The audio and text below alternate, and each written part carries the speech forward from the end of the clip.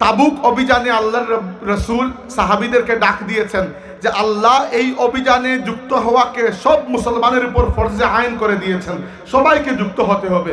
যারা এই অভিযানে আসবে না এরা মুনাফিক ডিক্লেয়ার্ড। এবার ওই সময় মদিনায় দুর্ভিক্ষ চলছিল, আগের বছর ফসলও হয় নাই, এই বছর ফসল পেকে গেছে। সময় মতো যদি আমরা ফসল না কাটি তাহলে নষ্ট হয়ে যাবে। আবার তাবুক অভিযানে যাব, তাবুক হেঁটে যেতে লাগবে 20 দিন, আসতে 20 দিন, মধ্যখানে যুদ্ধ কয়দিন হয় আল্লাহ পাক জানে। তো এই সময়ের মধ্যে ফসল নষ্ট হয়ে যাবে, কি করব সাহাবায়ে কেরাম পেরেশান। তবুও আল্লাহর নবী আদেশ দিয়েছেন যে আমাদের সম্পদ কম, হাতে রসদ কম, তোমাদের যা কিছু আছে নিয়ে আসো। উমর রাদিয়াল্লাহু আনহু বাড়িতে গেলেন, নিজের সম্পদের অর্ধেক এনে আল্লাহর হাবিবের হাতে দিয়ে দিলেন। আবু বকর রাদিয়াল্লাহু আনহু গেলেন, সম্পদের যা কিছু সম্পদ বলতে বাড়িতে ছিল ঝাড়ু দিয়ে পরিষ্কার করে সব এনে আল্লাহর নবীর হাতে দিয়ে দিলেন। জিজ্ঞেস করা হলো আবু বকর বাড়িতে কি রেখে আসলে? তিনি বললেন আল্লাহ এবং তার রাসূলকে রেখে আসলাম। উসমান রাদিয়াল্লাহু আনহু বললেন ইয়া রাসূলুল্লাহ, আমার পক্ষ থেকে 100 উট 1000 দিরহাম প্লাস উটের রসদ। আল্লাহ নবী বললেন আরেকটু বাড়াও। তিনি বললেন 200 উট 2000 দিরহাম। আল্লাহ নবী বললেন আরেকটু বাড়াও। তিনি বললেন 300 উট 3000 দিরহাম, সাথে উটের রসদ। আল্লাহর রাসূল সাল্লাল্লাহু আলাইহি ওয়াসাল্লাম বড় খুশি হলেন। একজন সাহাবীর মন বড় খারাপ, আবু আকিল আনসারী রাদিয়াল্লাহু আনহু। কারণ তিনি এত গরিব, তার নিজের খাওয়ার কিছু নাই, কিন্তু বড় শখ তিনি আল্লাহর রাস্তায় কিছু দেবেন।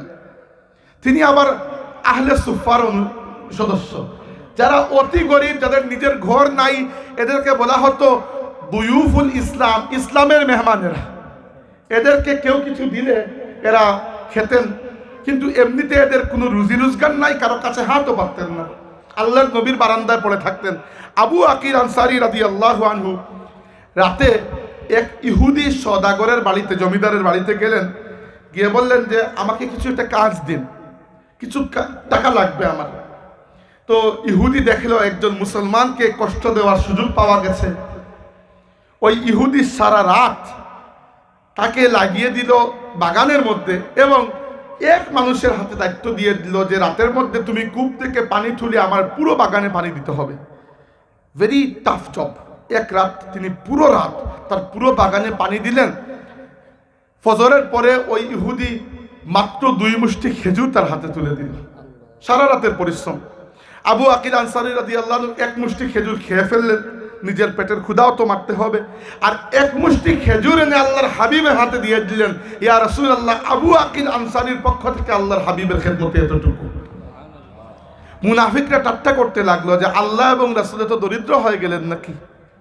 আল্লাহর নবী আলাদা করে রাখলেন, মিশালেন না। যখন সমস্ত সাহাবায়ে কেরামের দেওয়া সম্পত্তি এক জায়গায় জড়ো হয়েছে, যুদ্ধের তাম রসদ একসাথে ঢের করে রাখা হয়েছে, আল্লাহর রাসূল নিজ হাতে আবু আকিল আনসারীর দেওয়া আধা মুষ্টি খেজুর তুলে সমস্ত রসদের উপর ছড়িয়ে দিয়ে বললেন, আমার আবু আকিল আনসারীর দান সবার দানের উপরে থাকবে। এই যুদ্ধে আল্লাহর নবী যখন বেরিয়েছেন 30,000 সাহাবা নিয়ে, যারা পেছনে রয়ে গেছেন তাদের জন্য টেনশন হচ্ছে যে এই যুদ্ধে অংশগ্রহণ না করলে আল্লাহ মুনাফিক ডিক্লেয়ার করে দেবেন। এবার আল্লাহর নবীর সামনে চলছেন, মাঝে মধ্যে দেখা যায় দূর থেকে কেউ একজন আসতেছেন। তো আরবরা তো ছিল গোত্রভিত্তিক সমাজ, সবার প্রেম নিজের গোত্রের প্রতি খালি। তো যে গোত্রের কিছু মানুষ অনুপস্থিত, কাউকে আসতে দেখলে ওই গোত্রের মানুষ দোয়া করেন, আল্লাহ এই ব্যক্তি যদি আমার গোত্রের হয়, আমার চাচাতো ভাই মামাতো ভাই যে অনুপস্থিত সে যেন হয়ে যায়, কারণ না হলে তো সে মুনাফিক ডিক্লেয়ার হয়ে যাবে। এবার যাকে আসতে দেখা যায় সবাই দোয়া করেন, আল্লাহ আমার অমুক দুস্থ, অমুক ভাই, অমুক বন্ধু যেন হন। আল্লাহর নবী কিছু বলেন না। রাসূলুল্লাহ সাল্লাল্লাহু আলাইহি ওয়াসাল্লামের একটাই চিন্তা হচ্ছে যে অতি মায়ার সাহাবী আবু যর গিফারি যুদ্ধে অংশগ্রহণ করেন নাই। অনেক সাহাবী টেনশন করছেন যে আবু যরের মতো মানুষ তিনি যুদ্ধে আসলেন না। এবার যে আসতেছে হঠাৎ করে দেখা গেল একজন মানুষ অনেক দূরে হেঁটে হেঁটে আসতেছে। মানে সাহাবায়ে কেরাম একসাথে 30,000-এর লস্কর বাহনে চড়ে যতটুকু যাচ্ছেন, একজন মানুষ উত্তপ্ত মরুভূমিতে একা একা হেঁটে হেঁটে আসছেন। আবছা একটা ছায়া দেখা যাচ্ছে। দেখা যাওয়া মাত্র সাহাবায়ে কেরাম যার যার ভাই বেরাদরের নাম ধরে দোয়া করতে লাগলেন আল্লাহর কাছে, আল্লাহ আমার অমুক ভাই যেন হয়। আল্লাহর নবী দোয়া করলেন, আল্লাহুম্মা কুন আবাজার, আল্লাহ এটি যেন আমার আবুজর হয়ে যায়। খানিকক্ষণ পরে দেখা গেল সত্যি আবুজর গিফারি। সাহাবায়ে কেরাম দৌড়ে গেলেন, কি হয়েছে? তিনি বললেন যে আবুজরকে তার উট আটকে দিয়েছিল।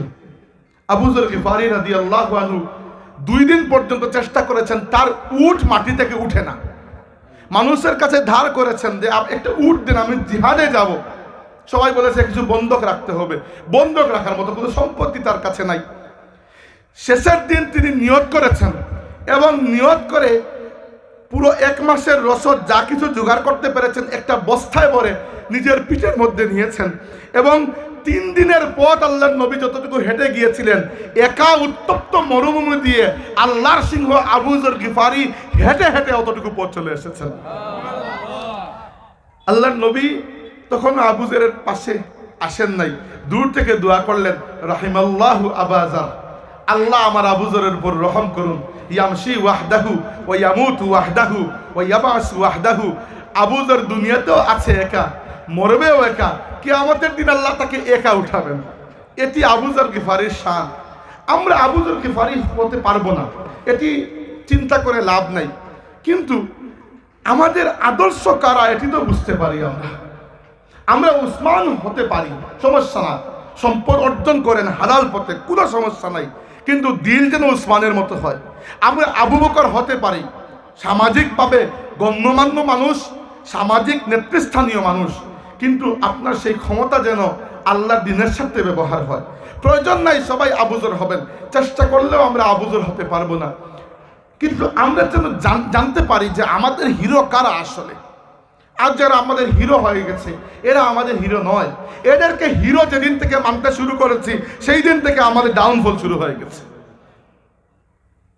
600 বছর আরবদের হাতে মুসলমানদের নেতৃত্ব, কিন্তু সেই আবুজর, আবু বকর, ওমর, উসমান, আলীর আদর্শ থেকে আরবরা সময় সময় দূরে গেছে। মহলের পর মহল, এক এক মুসলিম বাদশাহ, এগুলা বললে লজ্জাকর হয়ে যায়। মানে এটি বুঝাতে চাচ্ছি, সবাই কিন্তু আবু বকর উমরের মতো ছিলেন না, জাস্ট বুঝে নিন। কেউ কেউ মহল বানিয়েছে, স্ত্রী সংখ্যা হিসাব করার মতো নয়, এত বেশি। তারপরে আবার দাস দাসী, এই সেই, মানে দুনিয়াবি যা কিছু আছে, কাফির বাচ্চাদের মধ্যে যা কিছু দেখা যেত আরবদের মধ্যে সেই কিছুই চলে এসেছে। এবং এরা ইসলামকে নিয়ে গর্ব করা বাদ দিয়ে নিজেদের সম্পত্তি, দুনিয়াবি অর্জন নিয়ে গর্ব করতে শুরু করেছে। তো কি হয়েছে? সমস্যা কি? সমস্যা হচ্ছে আমাদের নেতা, পুরো মুসলিম উম্মতের নেতা আমিরুল মুমিনিন সাইয়্যিদুনা ওমর ইবনে খাত্তাব রাদিয়াল্লাহু আনহু আমাদেরকে শিখিয়ে গিয়েছিলেন, ইন্না কওমুন আ'আজ্জানাল্লাহু বিল ইসলাম। আমরা সেই জাতি যাদেরকে আল্লাহ ইসলামের মাধ্যমে ইজ্জত দিয়েছেন। আমরা তো কিছুই না, আমাদের আর কিছুই কখনো ছিল না, কিন্তু আমরা আমাদের যা কিছু ইজ্জত আল্লাহর চোখে, বান্দার চোখে, সব ইসলামের কারণে। মুসলমানদেরকে আল্লাহর নবী জিহাদের ময়দানে নিয়ে গিয়েছেন। আল্লাহ বলেছেন, ওয়া কাফাল্লাহুল মুমিনিনা আল কিতাল। মুমিনদের জন্য জিহাদের ময়দানে একমাত্র আল্লাহ যথেষ্ট। বলুন তো কোন দিন মুসলমানরা অস্ত্র শস্ত্রে কাফিরদের চাইতে বেশি ছিলেন? কোনোদিনও ছিলেন না। বদর যুদ্ধের রেশিও কত ছিল? এই দিকে 313, ওই দিকে 1000। উহুদ যুদ্ধে ওই দিকে 700 নিয়ে বেরিয়েছিলেন 1000। আব্দুল্লাহ ইবনে উবাই 300 নিয়ে পলায়ন করেছে, থাকলো হাতে 700, ওই দিকে 3000।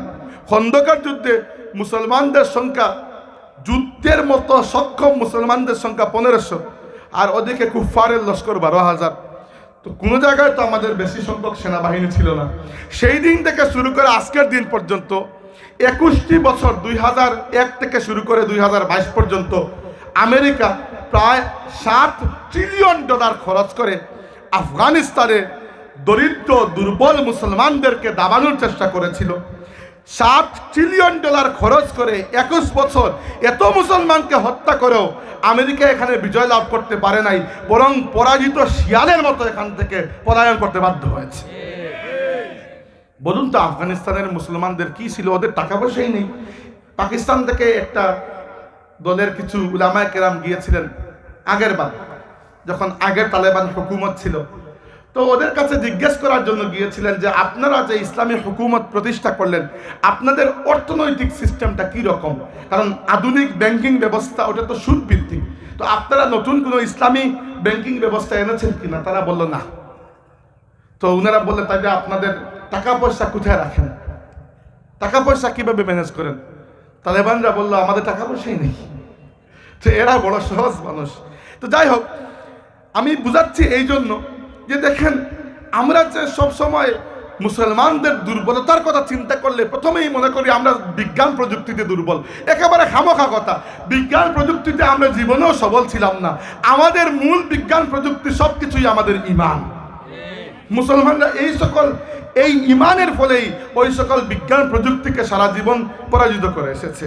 আজকে বাংলাদেশে সংখ্যার দিক থেকে মুসলমানরা কম নয়, যেহেতু 91% মুসলমান, তাইলে স্বাভাবিকভাবে পসিবিলিটির অঙ্ক যখন আমরা করব, বোঝা যাবে একটা অফিসে যদি 100 জন অফিসার থাকে, 91 জন মুসলমানই হবেন আর 9 জন হবেন অন্য ধর্মের।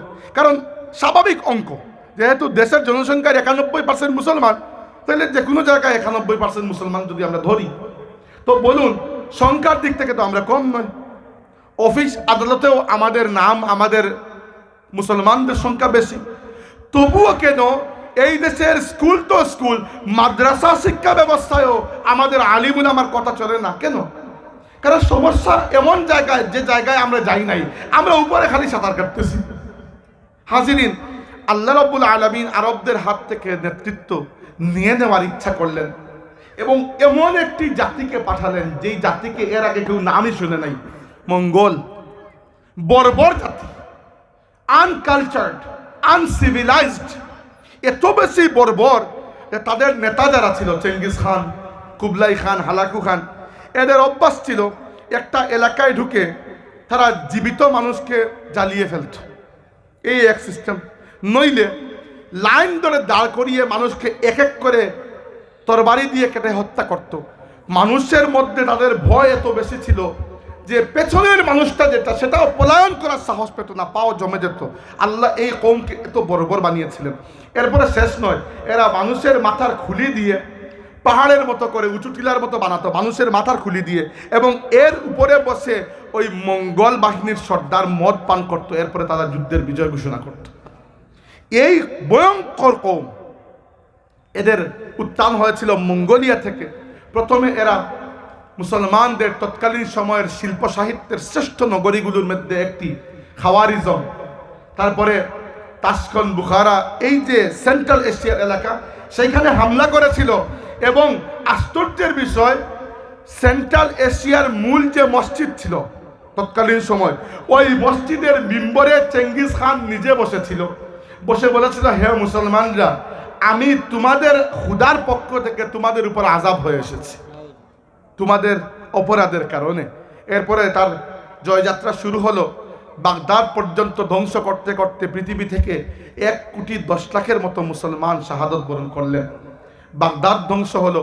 খলিফা আব্বাসি বংশের শেষ খলিফা, আল্লাহর রাসূলের চাচার বংশের খলিফা মুস্তাসিম বিল্লাহ, উনাকে জ্যান্ত অবস্থায় উটের খাল দিয়ে, উটের চামড়া দিয়ে পেঁচিয়ে রাস্তায় রেখে দেওয়া হলো এবং মঙ্গল বাহিনীর সেনাবাহিনী উপর দিয়ে ঘোড়া চড়িয়ে গেল। ঘোড়ার পায়ের আঘাতে তিনি শাহাদত বরণ করলেন। আমাদের শেষ খলিফা শেখ সাদি রহমতুল্লাহ আলাইহি তখন বলেছিলেন যে আসমান যদি আজকে রক্ত, চুক থেকে রক্তের পানি বহিয়ে কাঁদে, তাও মুস্তাসিম বিল্লাহর হক আছে যে আসমান তার উপরে এরকম কাঁদবে।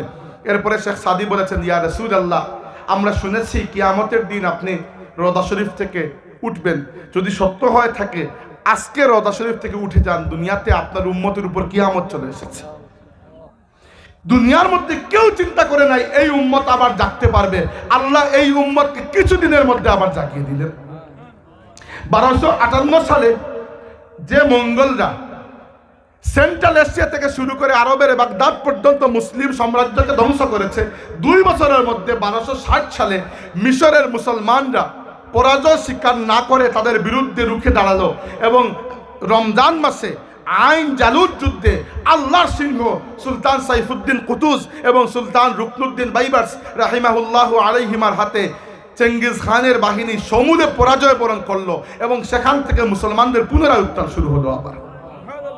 কিন্তু এবার আল্লাহ আর আরবদেরকে চান্স দেন নাই, আল্লাহ চান্স দেন একবারই, দেখি কি করতে পারো।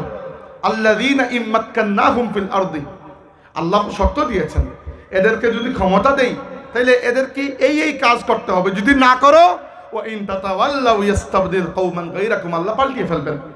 এরপরে আল্লাহ ক্ষমতা দিয়ে দিলেন কার হাতে?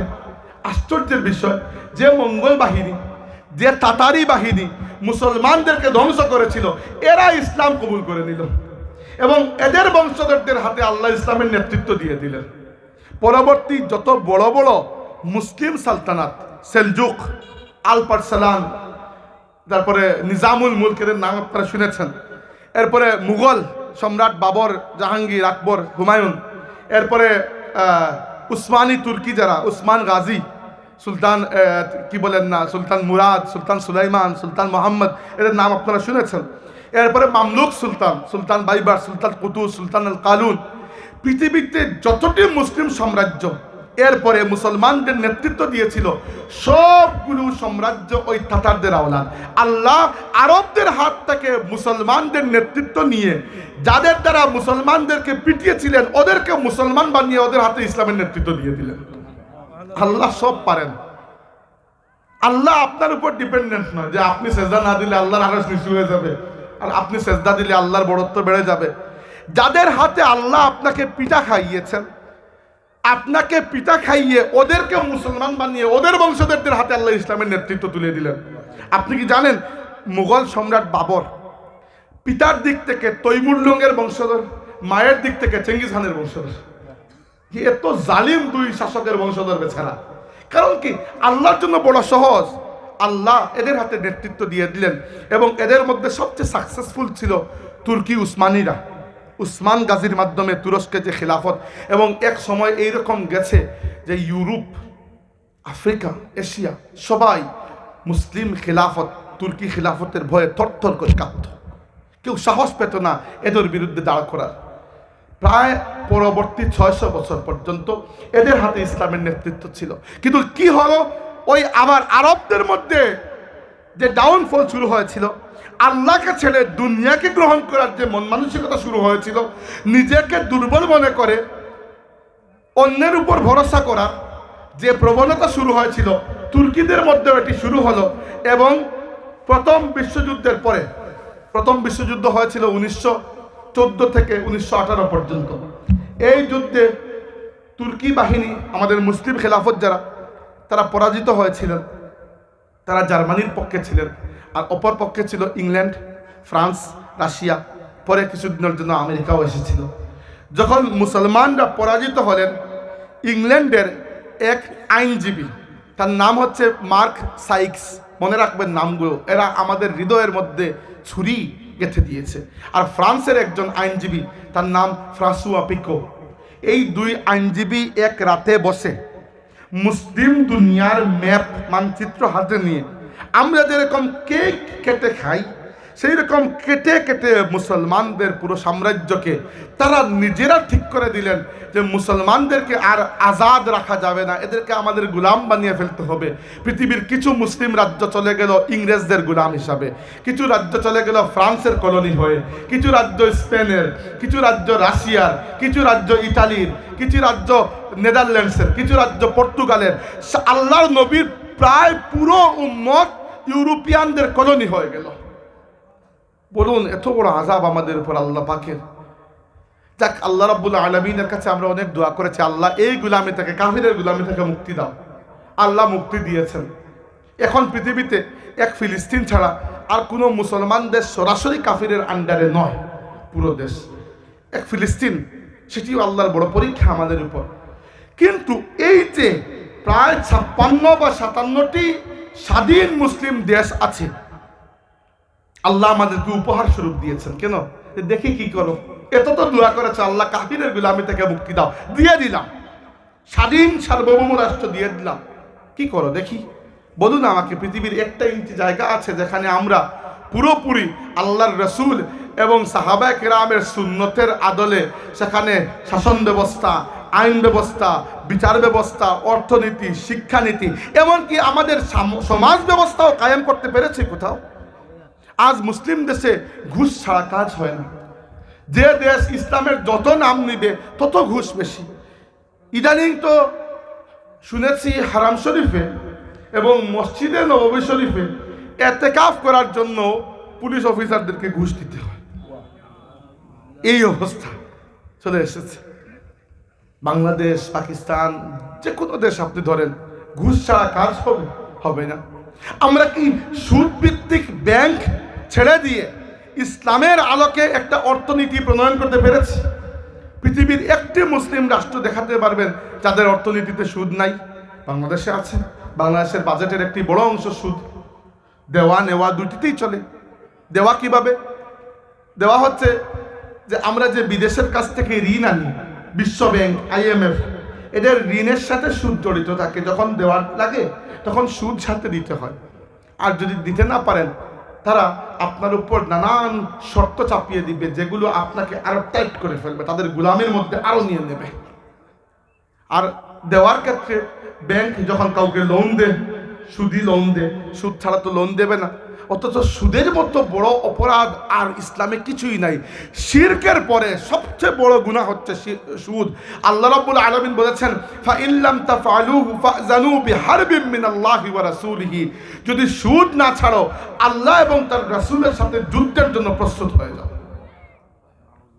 আমাদের দেশে, এই বাংলাদেশ মুসলমানের দেশ, গত 2 দিন না 3 দিন আগে দেখলাম কোন একটা নিউজে, আমি ইয়াদ পড়ছে না, যে বাংলাদেশের একটা কোম্পানি, কেরুয়েন কোম্পানি মনে হয়, এরা মদ বানায়। এবং গত কয়েক বছরে দেখেছেন নিশ্চয়ই নিউজ, আমার এক্স্যাক্টলি ইয়াদ পড়ছে না, গত 2-3 বছরে মদের সেল প্রায় 60% পর্যন্ত বেড়ে গেছে। আপনার বাংলাদেশ ইয়াবা তো চলছে, বাদ বাকি সবগুলো, এগুলো কি আল্লাহ হারাম করেন নাই? করেছেন। আগে এক সময় অশ্লীলতা আমাদের নিজেদের মধ্যে আমরা রাখতাম, যে আমি অশ্লীল কাজ যদি করেও ফেলি, লুকিয়ে করি, কেউ যেন না জানে। এখন তো প্রকাশ্যে ফখরের সাথে অশ্লীলতা করা হচ্ছে। বিলবোর্ডের মধ্যে প্রত্যেকটি অ্যাডভার্টাইজে মহিলাদের ছবি লাগে। মোটরসাইকেলের অ্যাডভার্টাইজ হলেও সেখানেও মহিলা, বিড়ির অ্যাডভার্টাইজ হলে সেখানেও মহিলা, আর টুথপেস্টের অ্যাডভার্টাইজ হলে সেখানেও মহিলা। তো মহিলাদের কি আল্লাহ পর্দার বিধান দেন নাই? পর্দা কি ফরজ নয়? পর্দা তো নফল কোনো কাজ নয় যে করলে করলে, না করলে নয়। পর্দা তো ফরজ বিধান ইসলামের। ধরেন আমি মাত্র সুদ আর মানে ঘুষ আর পর্দা আর আপনার ইয়ের কথা বললাম, আর কি জানি, কিন্তু এরকম কতটা বিষয় আপনি নিজেও জানেন। তো বলেন, আল্লাহ রাব্বুল আলামিন আমাদেরকে যে হুকুম আহকাম দিয়েছিলেন, আমরা না প্রাইভেট লাইফে সেটি বাস্তবায়ন করতে পেরেছি, না পাবলিক লাইফে। আমাদের প্রশাসন, পুলিশ ব্যবস্থা, সব কিছু দুর্নীতি আর অনাচারের একেবারে গভীর অন্ধকারে নিমজ্জিত। একজন বড় পরিচয় আছে, যার বড় চ্যানেল আছে, তিনি না হয় সুবিচার পেয়ে গেলেন। আপনার মতো গ্রামের লোক, আপনি কি মনে করেন 20 বছরের আগে আপনার মামলার ফয়সালা হবে যদি মামলা দিন এখানে? আমি এরকম মানুষকে পার্সোনালি চিনি, তাদের ছোট্ট একটা জায়গা জমির কেস 3 পুরুষ থেকে চলতেছে। আপনারা জানেন না এরকম? অবশ্যই। তো এটা কি ইসলামের বিচার ব্যবস্থা? আল্লাহ কি এই বিচার ব্যবস্থা আমাদেরকে দিয়েছেন? দেন নাই। আল্লাহর রাসূল তো আমাদেরকে নতুন বিচার ব্যবস্থা দিয়েছিলেন, যেই বিচার ব্যবস্থার মধ্যে আল্লাহর নবী সাল্লাল্লাহু আলাইহি ওয়াসাল্লাম কারো কাছ থেকে কিছু ধার করে আনেন নাই, বরং আল্লাহ তাকে নতুন নিয়ম দিয়ে, নতুন শরীয়ত দিয়ে পাঠিয়েছেন। আজ আমরা সেই নিয়ম, সেই শরীয়তকে ফেলে দিয়ে ইউরোপের কাছে ভিক্ষা চাই। আমাদেরকে একটু নিয়ম নীতি দিন, আমরা চলবো। আমাদেরকে একটু ঘুষ দিন, দিন, যে উপহার কি বলে, ঋণ দিন, আমরা চলবো। কি জন্য? কারণ আমরা নিজের হাতে নিজের গোলা টিপে মেরে ফেলেছি। আর নিজের আত্মসমালোচনা আমরা করতে চাই না, খালি দোষ দিই মানুষের উপর। এই দোষ দিয়ে লাভ কি? দেখুন, মুসলমানদেরকে আল্লাহ যখন সাহায্য করেন, একটা শর্তে সাহায্য করেন। আমাদেরকে আমাদের আলিম উলামারা শিখিয়েছেন, যাই করে না কেন আল্লাহ বড় দয়ালু। এই জন্য আমরা কোমরে কাপড় বেঁধে গুনাহ করি, তাই না? যে আল্লাহ তো দয়ালু, মাফ করে দেবেন। কে বলেছে আল্লাহ দয়ালু? আল্লাহ দয়ালু শর্ত সাপেক্ষে। ফাযকুরুনি আযকুরকুম, আমাকে স্মরণ করো, আমিও স্মরণ করব। ইয়া আইয়ুহাল্লাযীনা আমানু ইন তানসুরুল্লাহা ইয়ানসুরকুম ওয়া ইউসাব্বিত আকদামাকুম। হে ঈমানদারগণ, ইন তানসুরুল্লাহ, তোমরা যদি প্রথমে আল্লাহকে সাহায্য করো, ইয়ানসুরকুম, আল্লাহ তোমাদেরকে সাহায্য করবেন। আল্লাহকে কিভাবে সাহায্য করবেন? আল্লাহ তার রাসূলকে যে মিশন দিয়ে পাঠিয়েছিলেন, সেই মিশনে আপনিও হাত দেবেন, শরীক হবেন, সেই দাওয়াতকে আপনিও সামনের দিকে এগিয়ে নিয়ে যাবেন। আর আপনি না নিলে যে আল্লাহর দ্বীনের দাওয়াত যে খালি বসে থাকবে, এরকম মনে করার কোনো কারণ নাই। আল্লাহ বলেছেন, ইউরিদুনা লিইউতফিউ নূরাল্লাহি বিআফওয়াহিহিম, ইসলামের দুশমনরা চায় আল্লাহর নূরকে মুখের ফুৎকারে নিভিয়ে দিতে। ওয়াল্লাহু মুতিম্মু নূরিহি ওয়ালাউ কারিহাল কাফিরুন, আল্লাহ তার নূরকে পূর্ণরূপে প্রজ্বলিত করবেন, এই কাফিররা যতই অপছন্দ করুক। আল্লাহর নবী সাল্লাল্লাহু আলাইহি ওয়াসাল্লাম বলেছেন, ইন্নাল্লাহা যাওয়ালিয়াল আরদ ফারাআইতু মাশারিকাহা ওয়া মাগারিবাহা, আল্লাহ আমার জন্য এই দুনিয়াকে বড় ছোট করে দিয়েছেন, আমি দুনিয়ার পূর্ব থেকে পশ্চিম পর্যন্ত দেখে ফেলেছি। ওয়া ইন্না উম্মতি সায়াবলুগু মুলকুহা মা যুইয়ালি মিনহা, আর জেনে রাখো দুনিয়াবাসী, একদিন না একদিন আসবে আমার উম্মতের মুলক, আমার উম্মতের বাদশাহী, আমার উম্মতের কর্তৃত্ব, আমার উম্মতের বেটাগিরি দুনিয়ার এই প্রান্ত থেকে ওই প্রান্ত পর্যন্ত পৌঁছাবে। আল্লাহর দিনকে কেউ দাবিয়ে রাখতে পারবে না। প্রশ্ন হচ্ছে, আপনি আমি কি ওই কাফেলার শরীক হতে পারবো কিনা, এটা প্রশ্ন। আল্লাহর দিন আমাদের কাছে মুখাপেক্ষী নয়, আমরা আল্লাহর দিনের কাছে মুখাপেক্ষী। হাজিরিন, এই শিক্ষা ব্যবস্থা কি জন্য? কারণ তারাও জানে বাংলাদেশের মুসলমানরা ঐক্য একজুট হয়ে কাজ করতে পারবে না। কিভাবে করবেন? এত ছোট ছোট মাসলা নিয়ে আমরা এত বড় বড় দলাদলি শুরু করে দেই। আমি কখনো নাম ধরে বলি না, মাঝে মধ্যে মনে হয় নাম ধরেই বলি।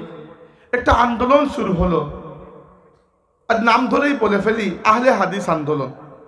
মনে করা গেল যে মনে হয় হাদিসের উপর, সুন্নতের উপর খুব জোর দেওয়া হবে।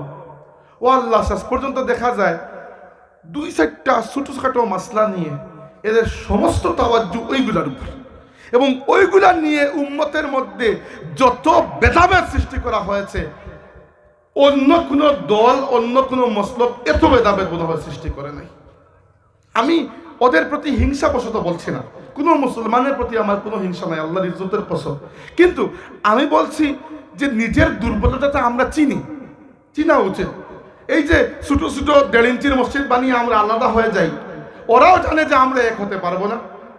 নইলে আমাকে বলুন, এই শিক্ষানীতির কথাবার্তা যখন শুরু হয়েছে, আল্লামা ফুলতলি সাহেব কিবলা রহমতুল্লাহি আলাইহির রুহানি জিসমানি সন্তানরা যখন মাঠে এবং মঞ্চে অগ্রগামী ভূমিকা পালন করছিলেন, যখন আমাদের রাহবার আল্লামা হুসামউদ্দিন চৌধুরী হাফিজাহুল্লাহ তাআলা অত্যন্ত হিকমতপূর্ণ এবং বলিষ্ঠ ভূমিকা নিয়ে এগিয়ে যাচ্ছিলেন, বাংলাদেশের অন্য দল এবং মসলকগুলো কেন এসে হাতে হাত দেয় নাই? এটি তো শিক্ষানীতি তো খালি ফুলতলি সাহেবের বিষয় নয়, খালি তো আমাদের মসলকের মানুষ মাদ্রাসার লেখাপড়া করে এমন তো নয়। কেন আসলেন না? উনি তো বলেছেন, ঢাকায় সবাইকে ডেকেছেন, 2-4 জন মানুষ এসেছেন, 2-4 জন দল থেকে দায়িত্ব মনে করে এসেছেন, চলে গেছেন আবার। এরপরে খালি মিছিল দিতেছেন। যদি তখন থেকে হুসামউদ্দিন চৌধুরী হাফিজাহুল্লাহ তাআলা যেভাবে ডাক দিয়েছিলেন, সেইভাবে উনার নেতৃত্বে সবাই একজুট থাকতেন, হুসামউদ্দিন চৌধুরী হাফিজাহুল্লাহ তাআলাকে নেতা মেনে নিলে তো আপনি তো ছোট হয়ে যাবেন না। আল্লাহর বান্দা যখন এত সাহস করে বলিষ্ঠ পদক্ষেপ নিয়ে সামনের দিকে এগিয়ে গিয়েছিলেন, উনার দাবি আছে যে উনি এর নেতৃত্ব দেবেন। এই নেতৃত্ব কোনো কিছু পাওয়ার আশায় নয়। যদি শিক্ষানীতিতে বই পরিবর্তন হয়ে যায়, উনার কি লাভ? উনি তো মাদ্রাসার শিক্ষক হতো নন, উনার যে বেতন কিছুটা বেড়ে যাবে এরকম তো কিছু না। উনি তো মাদ্রাসার শিক্ষক নন, কিছুই তো নন। কি জন্য করছেন? আমি উনাকে একবার জিজ্ঞেস করেছি, আপনার এখানে কোনো আসলেই স্বার্থ নেই, আপনি যা কিছু করছেন লিওয়াজহিল্লাহি তাআলা, আল্লাহর সন্তুষ্টির উদ্দেশ্যে। আমি জানি না দুনিয়াতে আপনি কি বদলা পাবেন, কিন্তু প্রথমত বদলা আল্লাহর কাছে, আর 2 নম্বর আপনার আন্দোলন সফল হোক কিংবা না হোক, আঞ্জুমানে আল ইসলার আন্দোলন সফল হোক কিংবা না হোক, শিক্ষানীতি, শিক্ষাক্রম এবং পাঠ্যপুস্তকে আমাদের কাঙ্ক্ষিত পরিবর্তন হোক কিংবা না হোক, বাংলাদেশের ইসলামী শিক্ষার স্বাতন্ত্র্য এবং মর্যাদা রক্ষার জন্য আন্দোলন করে নেতৃত্ব দিয়ে অগ্রগামী ভূমিকা পালন করার কারণে এই দেশের মুসলমানদের ইতিহাসে আল্লামা ফুলতলী সাহেব কিবলার প্রতিষ্ঠিত আঞ্জুমানে আল ইসলাম নাম কিয়ামত পর্যন্ত সোনার হরফে লেখা হয়ে গেছে আলহামদুলিল্লাহ। হাজিরিন, যদি ছোটোখাটো মাসলা এই নাবির উপরে আর নাবির নিচে আর জুড়ে আমিন আর আসছে আমিন, যেগুলো মোস্টলি নফল ইবাদত বা নামাজের মধ্যে যেগুলো নামাজের রুকন নয়, এর নিচের গুলা যেগুলো নিয়ে উম্মতের মধ্যে অলরেডি অ্যাকসেপ্টেন্স আছে, উম্মতের মধ্যে 4টা মাযহাবকে পুরো উম্মত কবুল করে নিয়েছে যে এগুলার আকীদা আহলে সুন্নতের আকীদা, হানাফি, মালিকি, শাফিঈ, হাম্বলি মাযহাব 4টাই উম্মতের আহলে সুন্নত সাওয়াদে আযমের অন্তর্ভুক্ত। আচ্ছা, আপনি 5 নম্বর আর কি বানিয়ে দিয়েছেন আহলে হাদিস, বুঝলাম, ঠিক আছে, কতক্ষণের জন্য মেনে নেই, কিন্তু এই 2-4টা মাসলা নিয়ে উম্মতের মধ্যে এত ভেদাভেদ আর এত হিংসা তৈরি করার কোনো দরকার আছে? প্রত্যেকটি কাজকে শিরক ফতোয়া দেওয়ার, শিরকের সেন্সিটিভিটি আপনারা বুঝেন না, বিদআতকে শিরক ফতোয়া দিয়ে দিচ্ছেন। যে মানুষটা একটা কুসংস্কার করছে তাকেও শিরক ফতোয়া দিয়ে দিচ্ছেন। এবার আজ সারা বাংলার মুসলমানকে আপনি মুশরিক বানিয়ে দিলে থাকবে এটাকে? এগুলো করে আমরা উম্মতকে তো জুড়তে পারছি না। বুঝা যেত যদি আপনি নতুন দাওয়াত নিয়ে এসেছেন বা আপনি মুজাদ্দিদ হয়ে এসেছেন, বুঝা যেত আপনি কোরআন সুন্নাহর দিকে মানুষকে ফেরাচ্ছেন, ঘুরে ফিরে আপনারাও আপনাদের ওই একটি ফিরকার মধ্যে বন্দী হয়ে আছেন। আমি বলছি আমার সেই সকল ভাইদেরকে যারা কথায় কথায় হাদিসের দোহাই দেন, এমন নয় যে আমরাও স্বর্গে উঠে গেছি, আমাদের মধ্যেও দুর্বলতা আছে, স্বীকার করেন, দুর্বলতা আমাদের সবার মধ্যে আছে, কিন্তু আলহামদুলিল্লাহ আল্লাহর দিনের বৃহত্তর স্বার্থে আল্লামা ফুলতলী সাহেব কিবলা রাহমাতুল্লাহি আলাইহির অনুসারী বলতে ফুলতলী সাহেবের অনুসারী, ফুলতলী সাহেবকে আমরা এই যুগের ইমাম এবং মুজাদ্দিদ মনে করি, এই জন্য তারা অনুসরণ করি। এমন নয় যে আল্লাহর রসুলের বিরুদ্ধে আমরা তাকে নিয়ে দাঁড় করিয়ে দিয়েছি, বরং ফুলতলী সাহেব তো আমাদের কাছে আরো পরের বিষয়। এর চেয়ে বাড়িয়ে আমাদের তো মুর্শিদ হচ্ছে সৈয়দ আহমদ বেরলভী রহমতুল্লাহ আলাইহি, এরও আগে গিয়ে আমাদের মুর্শিদ হচ্ছেন শাহ ওলিউল্লাহ ইমামুল হিন্দ মুজাদ্দিদ দেহলভী রহমতুল্লাহ আলাইহি, এরও আগে গিয়ে আমাদের মুর্শিদ হচ্ছেন মুজাদ্দিদ আলফে সানি রহমতুল্লাহ আলাইহি, এরও আগে এগিয়ে গেলে আমাদের মুর্শিদ সুলতান সিহলের শাহজালাল রহমতুল্লাহ আলাইহি, আরেকটু এগিয়ে যান সুলতান সালাউদ্দিন আইয়ুবী রহমতুল্লাহ আলাইহি, আরো এগিয়ে যান আমাদের আসল মুর্শিদ তো ইমাম হুসাইন রাদিয়াল্লাহু তাআলা আনহু। যখন অন্যায় দেখবেন প্রতিবাদ করবেন, কে শিখিয়েছেন? হুসাইনের নানা শিখিয়েছেন, আর করে কে দেখিয়েছেন? হুসাইন করে দেখিয়েছেন। ফুলতলী সাহেব তো আমাদেরকে এটিরই শিক্ষা দিয়ে গেছেন। হাজিরিন, বক্তব্যের শেষ প্রান্তে চলে এসেছি। একটা কথা বলতে চাই, সেটা মুরব্বীদের জন্য নয়, যুবকদের জন্য। আসুন একটু কাজে নামি। কি কাজ? একটু খেয়াল করে দেখুন, আল্লাহর রাসূল সাল্লাল্লাহু আলাইহি ওয়াসাল্লাম যখন দাওয়াতি কাজ শুরু করেছেন, দুনিয়াতে আল্লাহর উপর ইমানদার বলতে এক নবী নিজেই ছিলেন, এরপরে 1 জন 2 জন 3 জন 4 জন করে মানুষ এসেছে। আর ইন্তেকাল যখন করলেন তখন 1,24,000 বা 20,000-এর মতো সাহাবী আল্লাহ নবী পেছনে রেখে গেছেন। এবং যখন তিনি হিজরত করছেন তার দাওয়াতি জীবনের একেবারে মধ্যখানে, তখন এইরকম অবস্থা হয়েছে যে পুরো পা মাটিতে দাবিয়ে হাঁটতে পারেন নাই, কাফিররা হয়তো পদচিহ্ন চিনে ফেলবে। জিবরাইল বলেছেন, ইয়া রাসূলুল্লাহ, শুধু পায়ের আঙ্গুল গিতে গিতে হাঁটুন। এই অবস্থায় নিজের মাতৃভূমি ত্যাগ করতে হয়েছে। আর মাত্র 8 বছরের মধ্যে পুরো আরব জাহানের মধ্যে ইসলামের মহা বিপ্লব সূচিত হয়ে গেছে। আল্লাহ সার্টিফিকেট দিয়ে দিয়েছেন, ওয়াকুল জা আল হাক্কু ওয়া জাহাকাল বাতিল ইন্নাল বাতিলা কানা যাহুকা। হক চলে এসেছে, মিথ্যা দূরীভূত হয়ে গেছে। তার মানে আমার নবী কোনো না কোনো কাজ তো করেছেন যেটা আল্লাহর পছন্দ হয়েছে, তার মানে আমার নবী সফল, তাই না? আল্লাহর রাসূলের জীবনটাকে একটু স্টাডি করে দেখুন কোন পদ্ধতিতে তিনি কাজ করেছেন। আমি চাই ওই পদ্ধতিতে আমরাও কাজ করব। এটাই আমার একমাত্র স্বপ্ন, যেটি নিয়ে আমি মাহফিলে ঘুরে বেড়াই, সবাইকে বলি যে আল্লাহর রাসূলের সিরাত অধ্যয়ন করে দেখুন। দিনের দাওয়াতে, দিন কায়েমের পথে মুহাম্মদুর রাসূলুল্লাহর মানহাজ, মাসলাক, কর্মপদ্ধতি, কর্মসূচি কি ছিল, যদি সেই কর্মসূচিতে থাকি আর দুনিয়াতে সফল নাও হই, সমস্যা না। কিয়ামতের দিন যখন সামনে দাঁড়াবো, আল্লাহর রাসূল আমাদেরকে দেখে মুস্কি হেসে বলবেন, আমার উম্মত এসেছে। আর অন্য পথে সফল হয়ে গেলেও সেটি সুন্নত নয়। আমরা মনে করি আমাদের বেশিরভাগের মন মানসিকতা একটা জায়গায় এসে বন্দী হয়ে গেছে। আমরা ইসলামকে দুনিয়ার বুকে বিজয়ী করার জন্য 3টা পদ্ধতিকে বেছে নিয়েছি। যে 3টা পদ্ধতি কোনোটাই স্বয়ংসম্পূর্ণ নয়, 3টাই খণ্ডিত। এর মধ্যে একটা পদ্ধতি বা 2টা পদ্ধতি তো চূড়ান্ত ভুল আমার মতে। আমরা মনে করি যে কয়েকজন হুজুরকে নির্বাচনে দাঁড় করিয়ে দিলেই মনে হয় ওরা আইতান না সৈয়দ হুরুনা ফি দিনিল্লাহি আফওয়াজা, কিছুই হবে না।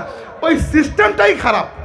ওই সেকুলার দাজ্জালি সিস্টেমের মধ্যে 2-4 জন ভালো মানুষ চলে গেলে ওরাও মহাত্মা গান্ধীর বান্দরের মতো হয়ে যাবে, না কিছু বলো, না কিছু দেখো, না কিছু শুনো। তো 2-4 জন হুজুর ওই ইয়েতে দিয়ে দিলে লাভ কি হবে? কিছুই লাভ হবে না আলটিমেটলি। তো এই নির্বাচন পদ্ধতি, এই সেকুলার, এই দাজ্জালি সিস্টেমের অধীনে এই নির্বাচন পদ্ধতি করে, হ্যাঁ যদি আপনি লোকাল নির্বাচন করেন, যে লোকাল যারা আছে যাদের কাজ আইন প্রণয়ন করা নয় বরং জনগণের উন্নয়ন করা, হ্যাঁ লোকাল প্রতিনিধি, that is a good thing, এটা করতে পারেন। কিন্তু আইন প্রণয়ন, এই বর্তমান পৃথিবীর মুসলিম দেশগুলো যে সেকুলার ডেমোক্রেসির অধীনে চলছে, সেখানে এই পুরো সিস্টেমটাই সেকুলার। এখানে 2-4 জন আলিমুলামা তো পরের বিষয়, আল্লামাকেও দিয়ে দিলে কোনো লাভ হবে না। ওই আল্লামার বুটের কোনো দামই থাকবে না ওইখানে। 2 নম্বর আমাদের পদ্ধতি হচ্ছে, আমরা মনে করি সন্ত্রাসী পদ্ধতি। ওইখানে যান 2-4টা বোম ফুটিয়ে দেন, ওখানে যান মুসলমানদের বিয়ের অনুষ্ঠানে গিয়ে বোম মেরে দেন। আল্লাহর নবীর সারা জিন্দেগিতে এই পদ্ধতি আপনি কোথাও দেখেছেন? আপনার যদি দুশ্মনী থেকে থাকে, সিস্টেমের সাথে দুশ্মনী, এই সাধারণ জনগণের সাথে আপনার কিসের দুশ্মনী? যদি আপনাকে এই দেশে ইসলাম কায়েম করতে হয়, তাহলে আপনাকে পাওয়ারে যেতে হবে একটি বৈধ উপায়ে, সেখানে গিয়ে আপনাকে আইন করতে হবে। রাস্তায় তো আইন তৈরি হবে না। আজ পর্যন্ত কোনো এরকম সংগঠন যারা এইরকম বেকুবের মতো আমেরিকার এজেন্ডা বাস্তবায়ন করে, আমেরিকার অস্ত্র দিয়ে মুসলমানদের উপর বম্বিং করেছে, কোনো ফায়দা এদের দ্বারা দুনিয়াতে এনিথিং কোনো ফায়দা হয়েছে? 3 নম্বর, আমরা মনে করি যে খালি দাওয়াত তাবলীগে হয় না। যদি হতো আল্লাহর রসুলকে মাঠে যেতে হতো না? আমরা মনে করি দাওয়াতের মাধ্যমে সবাইকে পাল্টে দেবো। ভাই, সবাই পাল্টায় না। এই জন্য আমাদেরকে যেটা করতে হবে, প্রথমে দাওয়াত, আল্লাহ নবী প্রথমে দাওয়াত দিয়েছেন। 2 নম্বরে, যারা দাওয়াতে লাব্বাইক বলে আসবে তাদেরকে সঙ্গবদ্ধ করা, একটা জামাত।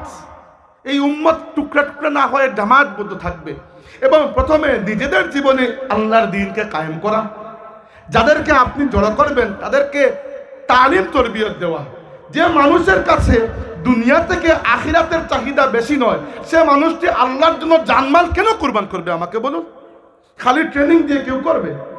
আর্মিকে খালি ট্রেনিং দিয়ে আপনি যুদ্ধে নামাতে পারবেন না, সম্ভব নয়। যতক্ষণ না তার মধ্যে দেশপ্রেম বা এইটা বা এইরকম কোন একটা জজবা তৈরি করতে হবে। ভাই, সম্ভবই না ট্রেনিং দিয়ে। আপনার শুকনা ট্রেনিং দিয়ে কোনো আর্মি অফিসার গিয়ে ওখানে জান দেবে না। তার নিজের জানার জন্য তার নিজের মায়া আছে। যতক্ষণ না দেশ, জনগণ, এদের জন্য ভালোবাসা তার মনের মধ্যে আসবে। তো আপনিও যদি মনে করেন আমার জীবনের একটা বড় অংশ আমি আল্লাহর জন্য ব্যয় করব, আল্লাহর পথে দাওয়াত দিব, বেনামাজিকে নামাজি বানাবো, আল্লাহর সৃষ্টির সেবা করব, আমি বাকিদের প্রতিবাদ করব, যেখানে অন্যায় দেখবো অন্যায়কে আটকানোর চেষ্টা করব, আল্লাহর পথের কর্মী হব, আপনার কি মনে হয় আল্লাহর জন্য, আল্লাহর রসুলের জন্য আপনার অটুট মহব্বত না থাকলে এটা কি খুব সম্ভব? খালি আমার ওয়াজ শুনে সম্ভব নয়। তাইলে আল্লাহর নবীর 2 নম্বর পদ্ধতি হচ্ছে প্রস্তুতি। নিজেকে প্রস্তুত করি আমরা। ওরা আমাদেরকে নাস্তিক বানাতে চায়, ওরা আমাদের পরবর্তী প্রজন্মকে বেহায়া নির্লজ্জ বানাতে চায়। আমরা খাঁটি ইমানদার হয়ে দেখিয়ে দেব যে আমরা সফল, তারা ব্যর্থ হয়েছে। আর 3 নম্বর হচ্ছে মান রাআ মিনকুম মুনকারান ফালইউগাইয়িরহু বিয়াদি। যেখানে অন্যায় দেখবেন প্রতিবাদ করবেন। অন্যায়ের প্রতিবাদের নামই হচ্ছে জিহাদ ফি সাবিলিল্লাহ। অন্যায়ের প্রতিবাদের মধ্যে স্তর রয়েছে। একটা বাচ্চা শিশু, সে অন্যায় দেখলো, তার কিছু করার ক্ষমতা নেই। সে যদি খালি মন থেকে ঘৃণা করে তার জন্য যথেষ্ট। আমি একজন বক্তা এবং মোটামুটি মানুষ আমাকে চিনে, আমার খালি মন থেকে ঘৃণা করে যথেষ্ট নয়। আমার জন্য মৌখিক এবং লিখিত ভাষায় প্রতিবাদের যোগ্যতা আছে বিদায় এটি না করলে আমার হক আদায় হবে না। আর 3 নম্বর, একজন এমপি, তিনি খালি মুখ দিয়ে বললে হক আদায় হবে না। তার শক্তি আমার চাইতে বেশি। তিনি পুলিশ প্রশাসন বসিয়ে, সালিশ বসিয়ে দোষীকে শাস্তি দিতে পারেন, এই ক্ষমতা তাকে রাষ্ট্র দিয়েছে। তিনি খালি মন থেকে ঘৃণা করলে আর মুখ থেকে প্রতিবাদ করলে তার হক আদায় হবে না। অন্যায়ের প্রতিবাদ করার স্তর রয়েছে, আর অন্যায়ের প্রতিবাদের সর্বোচ্চ স্তর হচ্ছে জিহাদ ফি সাবিলিল্লাহ। আল্লাহর রাস্তায় চেষ্টা করা, বাতিলের প্রতিবাদ করা। আল্লাহর নবী সেটিই করেছেন। এই যে পদ্ধতি, প্রথমে দাওয়াত আল্লাহর রাস্তায়, পরে মানুষকে প্রস্তুত করা, আর পরে বাতিলের বিরুদ্ধে প্রতিবাদ করা। যতটুকু আপনার দ্বারা সম্ভব হয়, আপনার লেভেল থেকে যতটুকু হয়, বিশৃঙ্খল নয়, সুশৃঙ্খল হয়ে, যেরকম বর্তমান শিক্ষানীতির বিরুদ্ধে আল ইসলামের একটা বলিষ্ঠ পদক্ষেপ। আমি বলছি না এই পদক্ষেপটি 100% একেবারে কারেক্ট হয়েছে, কোনো না কোনো জায়গায় কিছু না কিছু লেকিংস তো থাকবেই মানুষ হিসেবে, কিন্তু আলহামদুলিল্লাহ আমাদেরকে গর্বিত করেছে আঞ্জুমানে আল ইসলাম যে ফুলতলি সাহেবের রেখে যাওয়া রুহানি জিসমানি আওলাদরা এখনো আল্লাহর জমিনে আল্লাহর দিনের দায়িত্ব ছেড়ে ঘরে বসে ফিরে যান নাই, এখন এই দায়িত্ব পালন করতেছেন। এই পদ্ধতি হচ্ছে নববী পদ্ধতি। এই পদ্ধতিতে সাইয়্যিদ আহমদ বেরলভী আল্লাহর রাস্তায় শহীদ হয়েছেন। এই পদ্ধতিতে ফুলতলি সাহেব কিবলা আল্লাহর রাস্তায় ঘাম জড়িয়েছেন। এই পদ্ধতিতে শাহজালাল রহমতুল্লাহি আলাইহি এসে সিলেটের জমিনকে শিরকের কালিমা থেকে মুক্ত করে ইমানের নূর দিয়ে পরিপূর্ণ করেছেন। আমরাও টার্গেট নেই যে আমরা শুধু হুজুরদের উপর ইসলামের দায়িত্ব সঁপে না দিয়ে কিছু দায়িত্ব আমরাও নেব, অন্তত নিজের ঘরে ইমানের দাওয়াত। আর রমজান মাসে বিশেষ করে যারা দারুল খিরাতের খিদমতে থাকবেন, যারা আলিম উলামা এবং এই শ্রেণীর মানুষ যারা কথা বলতে পারেন, তরুণদের প্রশ্নের জবাব দিতে পারেন, একটু চেষ্টা করবেন, খেয়াল করে দেখবেন আপনার এলাকার ওই ছেলেটি কি জন্য আল্লাহর উপর সন্দেহ করে আছে, কি জন্য ওই ছেলেটি নামাজ পড়ে না, কারণটা কি? আমাদের সমস্যা হচ্ছে আমরা দাওয়াত দিতে পারি না, আমরা খালি ফতোয়া লাগাই। আমাদের প্রথম টার্গেট হচ্ছে যে আমার কথা মানুষকে গিলে খাইয়ে দেব, না মানলে কুফরি ফতোয়া লাগাবো, আর তাও যদি না মানে তাকে শহীদ করে ফেলবো। এই পদ্ধতিতে হবে না। যে পদ্ধতিতে আল্লাহর রাসূল করেছেন সেই পদ্ধতিতে টার্গেট করেন কিছু মানুষকে, যে এদেরকে আমি দাওয়াত দিব আল্লাহর রাস্তায়, যদি চলে আসে তাহলে তাদেরকেও দাঁড়ি বানাবো, তোমরাও আরো 10 জনকে দাওয়াত দাও। এইভাবে এই দাওয়াতের সিলসিলা যখন ছড়িয়ে পড়বে, সংগঠন তো আমাদের ইতিমধ্যেই আছে, আঞ্জুমানে তালামিজে ইসলামিয়া, আঞ্জুমানে আল ইসলাম, নেতৃত্বের অধীনে তো আমরা ইতিমধ্যেই আছি। তো আমাদেরকে এর পরের চিন্তাটা করা লাগবে না। মাঠে যদি আমরা কাজ করতে পারি আর পরিবারের মধ্যে যদি আল্লাহর দ্বীনকে কায়েম করতে পারি, বাকি সব কিছু আমাদের জন্য সুবর্ণ ব্যবস্থা করে রাখা আছে। আল্লাহ রাব্বুল আলামিন এতটুকু পরিশ্রম আল্লাহর দ্বীনের জন্য আমাদেরকে আদায় করার তৌফিক দান করুন। ওয়া আখিরু দাওয়ানা আনিল হামদুলিল্লাহি রাব্বিল আলামিন। দুরূদ শরীফ পড়ে আমরা সংক্ষিপ্ত একটি দোয়া করে বিদায় নেব। সাল্লাল্লাহু আলা সাইয়্যিদিনা ওয়া মাওলানা মুহাম্মদ ওয়া আলা আলিহি ওয়া আসহাবিহি ওয়া সাল্লাম। আমি শেষ করে দিচ্ছি, এখন আর শুরু করা যাচ্ছে না, এখন একটা একেবারে জন্য বই দেখছে বেলবেরি বই দেখে একটু। সাল্লাল্লাহু আলা সাইয়্যিদিনা ওয়া মাওলানা মুহাম্মদ ওয়া আলা আলিহি ওয়া আসহাবিহি ওয়া সাল্লাম। আল্লাহুম্মা আমিন। আলহামদুলিল্লাহি রাব্বিল আলামিন والصلاة والسلام على سيد الأنبياء والمرسلين وعلى آله وأصحابه أجمعين. ربنا تقبل منا إنك أنت السميع العليم وتب علينا إنك أنت التواب الرحيم. الله আমরা এই মাহফিলের শুরু থেকে শেষ পর্যন্ত তুমি কবুল করো মওলা রব্বে করিম। এই মাহফিলে বহুত মানুষ শরীক হইছেন, কেউ শ্রম দিয়া, কেউ টাকা পয়সা দিয়া, কেউ পরামর্শ দিয়া হাজির হইয়া তোমার বান্দা হলোর এই পরিশ্রম রে, এই দান খয়রাতকে তুমি কবুল করো মওলা। আল্লাহ আমরা মাফ করে দাও, আমরা জিন্দা মুর্দা মা বাবারে মাফ করে দাও, তোমার হাবিবর তামাম উম্মতে মরহুমা মুমিন মুমিনাতকে মাফ করে দাও। আল্লাহ তুর্কি এবং সিরিয়াত আমরার বায়ু হল, আমরার বই হল ভূমিকম্পর কারণে বড় মারাত্মক অবস্থার মধ্যে আসেন মওলা। তোমার বান্দা হলোর প্রতি, আমরার ভাই বই হলোর প্রতি তোমার দয়ার নজর ফরমাও। দুনিয়ার যেখানো আমরার মুসলিম ভাই বিরাদর জালিমর জুলুমর পিছিয়ে আসুন, অথবা অন্য কোনো পেরেশানিতে, অথবা অন্য কোনো আঘাতর ফলে আঘাতপ্রাপ্ত, আল্লাহ তোমার হাবিবর উম্মতর দিকে দয়ার নজর ফরমাও। রব্বে করিম আমরা ভিক্ষা চাই, আমরা বেমারি হলে শিফা দান করো আল্লাহ, অভাবী হলোর অভাবরে দূর করে দাও আল্লাহ, বেরোজগারি হল লাগে হালাল রুজির দরজা করে দাও। আমরার মাঝে যারা যে মুশকিলও আটকাইল আল্লাহ তুমি মুশকিলটা আসান করে দাও, যারা যে মুসিবতের মাঝে পড়ে গেছেন মুসিবত থেকে উদ্ধার করো মাবুদ। আল্লাহ আমরা নামাজি বানাও আল্লাহ, তোমার দিনের খাদিম হিসাবে আমরা কবুল করো। আমরা মুরব্বী হলোর জানো আরাম দাও, বাকি জিন্দগি শান্তির সাথে তোমার গোলামি করার তৌফিক দাও। আমরা যুবক হলে তোমার দিনের খাদিম হিসাবে তুমি কবুল করো আল্লাহ।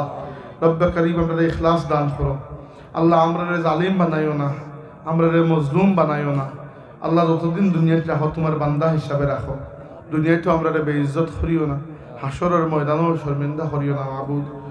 রব্বে করিম, তোমার কাছে ভিক্ষা চাই বারবার আমরা লাগি হারামাইন শরীফাইনের মকবুল হজ এবং জিয়ারত নসিব করো।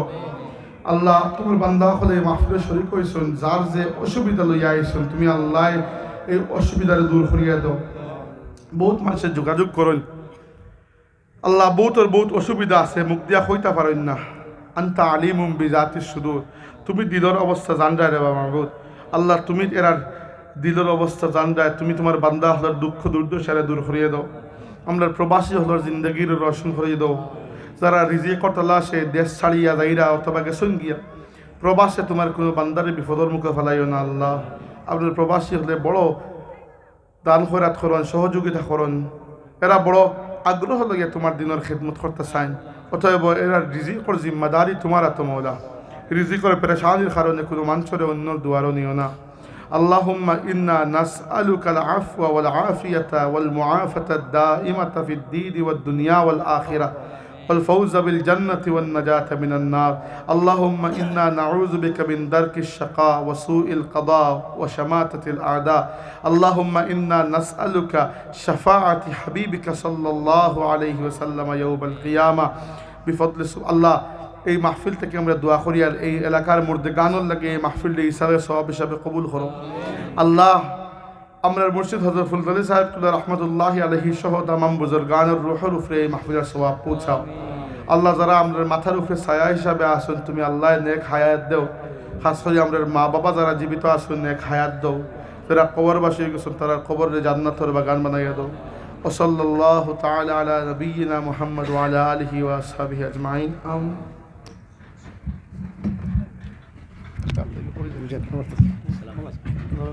নারে তাকবীর, নারে রিসালাত, আহলান সাহলান, হে অতিথি হে মহান, ও নিবাসীর